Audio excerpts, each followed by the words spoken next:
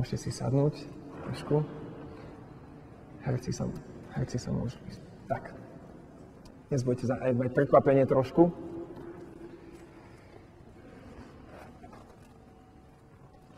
Ak sme dobre počúvali dnešné evanjelium, tak nám mohol padnúť kameň zo srdca.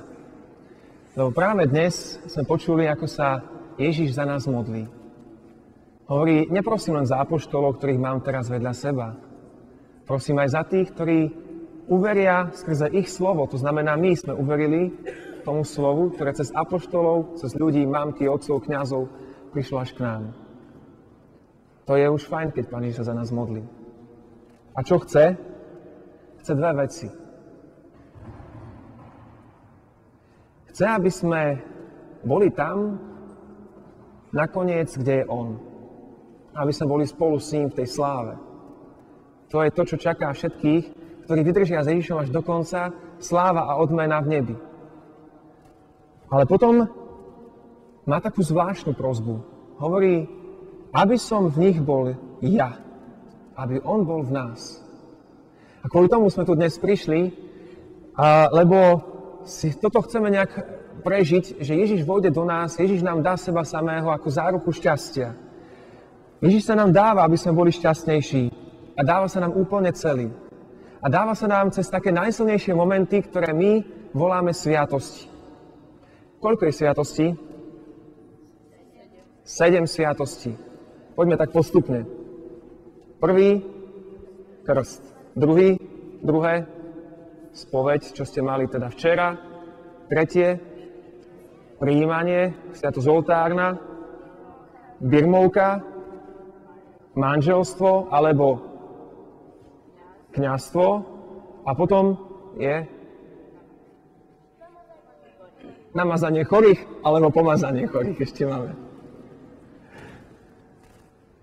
Aby sme možno pochopili, že čo to Ježiša stálo, aby sa nám dával celý, čo to Ježiša stálo, aby nás robil šťastnými, tak máme pre vás toto jedno prekvapenie.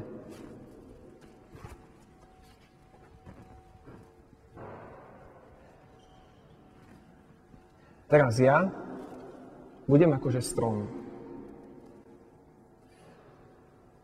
Takže ako ste si všimli, som strom. Ale vôbec nie som obyčajný strom. Som hovoriaci strom. A veľkodušný. To znamená, že rád dávam. Aha, kto si ku mne kráča? Strapatý, malý človečik. Ako sa voláš? Matúš. Matúš. A ty? Čo si to ty za strom? Ešte nikdy som nepočul, aby strom rozprával.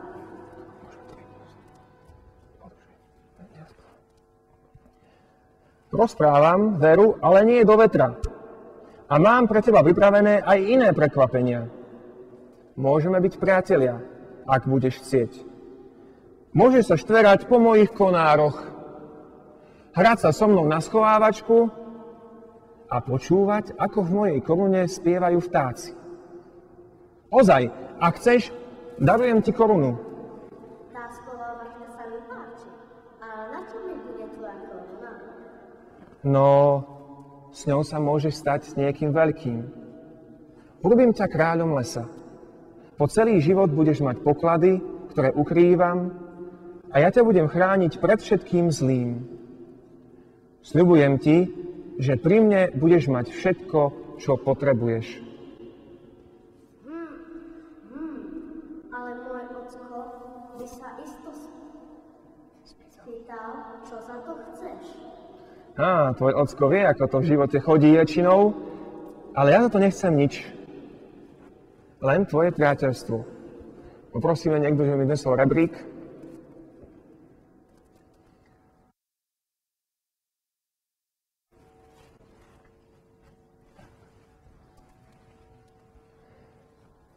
Budeme teda priatelia? Nič za to nechcem. Fakt nič?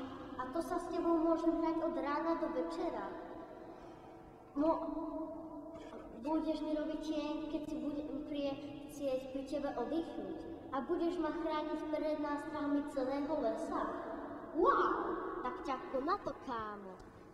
Odteraz si môj veľký kamarát. Na budúce sa vyštverám na ten najvyšší konár a odtiaľ dovidím až do susedného mesta. Ale teraz už musím ísť. Príď kedykoľvek, Matúš. Budem tu na teba čakať a budem tu stále pre teba. Veľmi rád ťa opäť uvidím.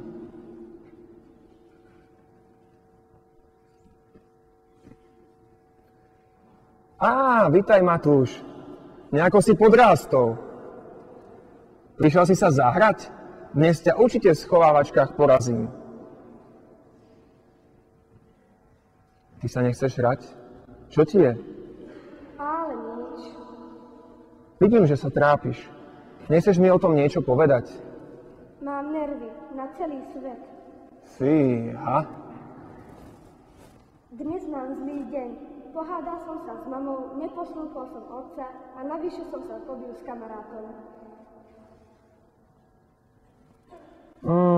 No to mi je smola. Už chápem, že nemáš chuť sa smiať. Ale každý predsa spravíme chybu. Som zlý, všetci mi to hovoria a už si to o sebe začínam myslieť aj ja sám. Ale každý sa predsa môže zmeniť a polepšiť. Pozri na moje listy. Starých a suchých sa musím každú jeseň zbaviť, musím ich jednoducho opustiť, aby na jar mohli vyrásť nové a ja, aby som sa zmenil na zelený strom. Zober si z mojich listov.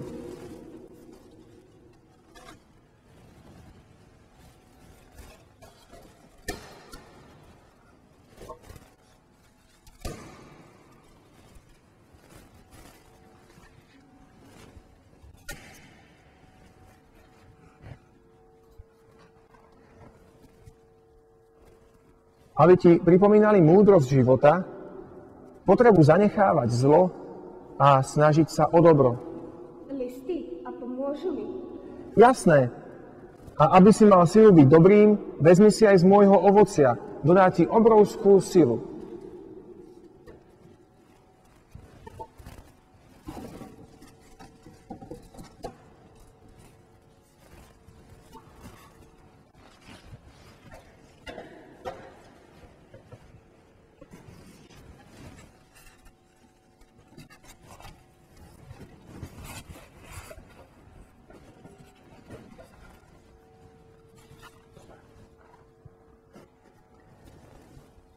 V každom ovoci je ukrytá celá moja moc, celý môj život. Jedz z neho a budeš šťastný. Mňam, je sladké.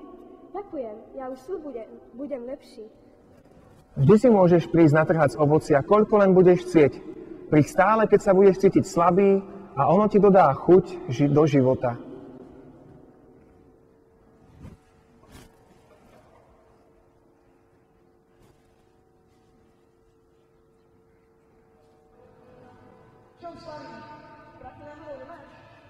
Čo, prosím? Matúš. Takmer som ťa nespoznal. Už si dávno nebol. Ako sa máš? Zahráme si skrývačky ako kedysi? Poznám nové finty.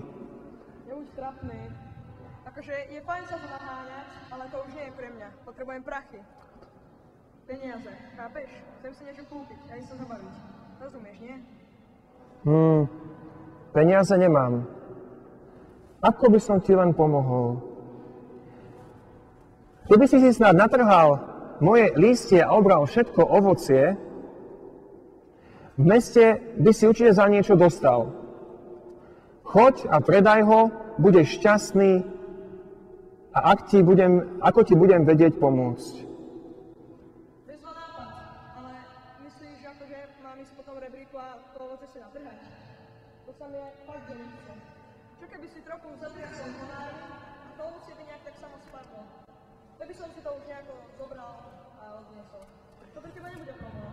Samozrejme, že nie. Všetko ovocie aj listy strasiem, ako si želáš.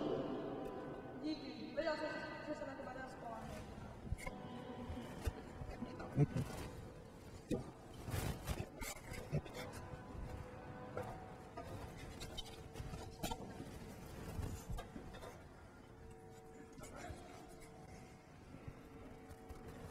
Tak, zlom ves, brácho.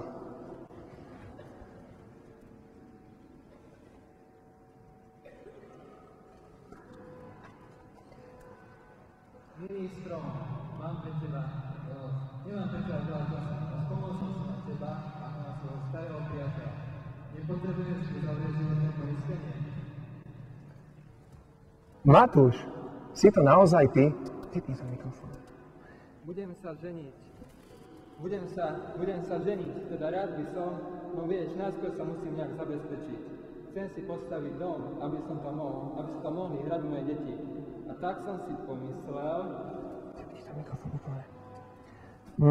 Chápem. Čo by som ti tak... No jasné, drevo na mojich konároch je kvalitné. Určite budeš mať z neho dostatok materiálu na stavbu domu. Úprimne ti poviem, v kútiku duše som s tým rátal. Už som aj objednal stavebnú firmu. Prídu odrezať tvoje konáre a prevezú ich na môj pozemok.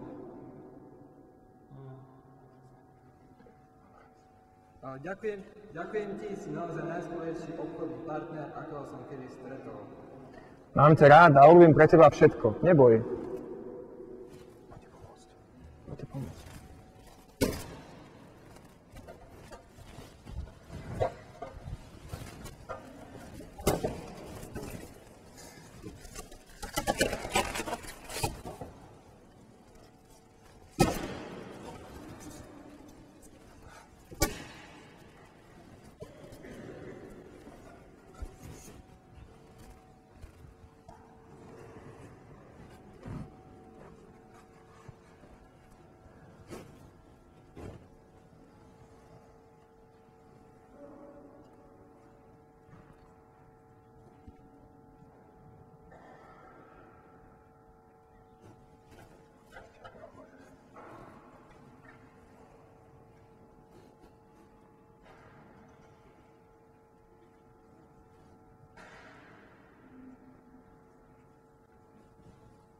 Prepáčte, že vyrušujem. Mohol by som vám nejako pomôcť? Nemusíš mi vykať. Poznáme sa z detstva. Som Matúš. Matúš? No bál som sa, že sa mňa zabudol, tak dlho som tu čakal. Teraz, keď už si starostom v mestečku... Radšej som sa ním nemal stať. Voda nám zobrala most a teraz sa ľudia nevedia dostať domov k svojim blízkym. Ani čln nemáme a na stavbu nového mesta nemám ani groš. Ľudia ma idú zlinčovať, neviem, ako im pomôcť. Najradšej by som skoncoval so svojím životom. Na stavbu mosta? Pozri, som najväčší strom v celom lese. Môj kmeň je mohutný a silný a dostatočne veľký na to, aby sa po ňom dalo prejsť z jedného brehu na druhý. Vezmi si môj kmeň a urob z neho most. To by si pre mňa urobil. Ty sa mi len tak daruješ, veď už z teba takmer nič neostane. Si pre mňa tak vzácny, že urobiť ti radosť je pre mňa viac ako akékoľvek iné potešenie.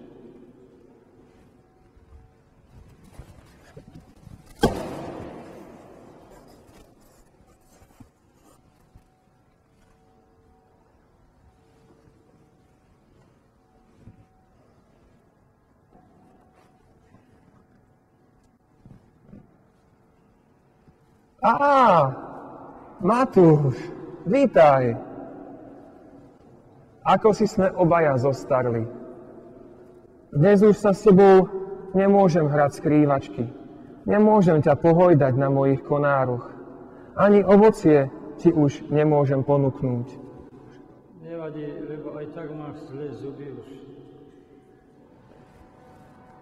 Ale ako ti môžem pomôcť dnes? Som už len starý, suchý peň. Čo môžem pre teba urobiť? Som už unavený, starý a potrebujem si len odpočinúť. Sadni si a oddychni. Tak rád by som ti urobil tieň, no nemám ani listy. Ty si už toho urobil pre mňa veľmi veľa a ja som sa ti za to aj nepoďakoval. Teraz už len chcem byť blízko teba, pospomínať a tešiť sa z tvojho priateľstva. Ďakujem ti, milý strom, že si toľko pre mňa toho urobil a že si sa mi daroval celý.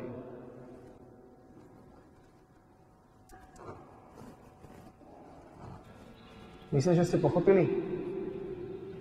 O čom bol ten príbeh? Pochopili ste? Áno? O čom? Ten strom sa chcel kamarátiť s tým mamičkom a urobil pre neho skoro všetko. A čo symbolizuje ten strom? Podľa vás? Čo? Tušíte, že čo symbolizuje, alebo koho symbolizuje ten strom? Čo poviete? No? Obetoval sa, ale koho symbolizuje? Koho tak nejako pripomína? Akú osobu? Kto sa tak daroval celý v tých sviatostiach, no? Ježiš, áno. Keď len tak teraz, aby sme to tak všetko prešli, keď daroval tomu chlapcovi korunu a urobil ho kráľom, akou sviatosťou sa stávame Božími deťmi a tým pádom sa stávame kráľmi a máme dediť celé Božie kráľovstvo na konci nášho života. Ktorá je tá sviatosť, keď sa stávame Božími deťmi? No? Presne tak, bol to krst. Potom bolo to, keď ten chlapec prišiel a chcel ľutovať všetko to, čo zle spravil, to bola aká sviatosť? No? Spoveď. Áno. A potom mu povedal, zober si z môjho ovocia, aby si bol silný, aby si mal silu. To je aká sviatosť? Sa to aj trošku podobalo? Výborne, prijímanie Eucharistia. Potom mu povedal, choď a rozdaj, aby si mohol dať iným, aby ste z toho mali nejaké také ovocie. To bol taký puberťák. To bola aká sviatosť? No, ktorá je taká sviatosť pre puberťáka, keď dostáva človek dary Ducha Svätého? Marinosť. Nie. Birmovka. A potom prišiel, že si chce zabezpečiť rodinu, aby sa mali dobre. To bola aká sviatosť? No, povedzte kľudne. Manželstvo. Super. Manželstvo. Potom prišiel, že chce urobiť most medzi dedinou cez rieku. Ktorá sviatosť je takým mostom medzi Bohom a ľuďmi? Čo poviete? Čo myslíte? Ktorá sviatosť je taká, že buď manželstvo, alebo to druhé, keď sa ten chlap stane takým mostom medzi Bohom a medzi ľuďmi? Kňazstvo. Výborné, bolo to kňazstvo. A potom posledná, ona nie je sviatosť pomazania mŕtvych, alebo že posledná, ale je pomazania chorých. A to, ja som to vlastne už povedal. Takže, takto je pre nás veľmi dôležité vedieť, že pre Ježiša to stálo všetko, to, čo nám dáva. A preto ja si myslím, že je veľmi múdre z vďačnosti to prijímať a často prijímať. Aby Ježišova táto obeta, keď z tohoto krásneho stromu ostalo len tak málo, aby nebola zbytočná. Aby naozaj sme z neho tú milosť, tú radosť, to šťastie čerpali. Ja vám chcem popriať, aby od dnes to tak bolo stále. Ježiš sa nám dáva celý, aby sme boli šťastní. Našou úlohou je len prísť po to a prijať to. Ja vám chcem popriať, ako ste videli v tom príbehu, Boh má túžbu prežiť celý život s nami. Od malička až po koniec. Boh stále chce byť vedľa nás, Boh stále nám chce dávať všetko, že nie je etapa v našom živote, kedy Boh nechcel byť s nami a nemal pre nás aktuálne riešenie, že aby nemal pre nás nejakú aktuálnu ponuku, aby nemal pre nás niečo, čím by nás obdaril. Boh má stále pre nás v tom danom veku, v ktorom sme, niečo, čo by nás mal ako obdariť. A ja vám všetkým prajem, aby sme si dnes tak obnovili skutočne všetky tie sľuby a tie predsavzatia, ktoré sme si dali, keď sme boli možno my prvopríjmajúci, tak ako oni dnes, aby sme tak dnes si obnovili v sebe tú svoju lásku a vieru, ktorú sme dnes možno mali a sme dovolili iným veciam, aby ju zadusili. Prajem vám, decka, aby ste to nikdy v živote nikomu nedovolili, aby zadusil vo vás vieru a lásku k Pánu Bohu. Nikomu. Nepoviem tak pravdu, tak slza vyšla, keď pán Čambalík tu tak rozprával, že už nemám ani zuby a už neviem to ani jesť. A potom hovorí, že ďakujem ti, že celý život prežil so mnou. Toto bude to najkrajšie, čo budeme môcť na konci života my povedať Bohu. Ďakujeme ti, že celý život sa mi dával. Naša múdrosť je len brať a prijímať od Boha, pretože sme od Neho závislí.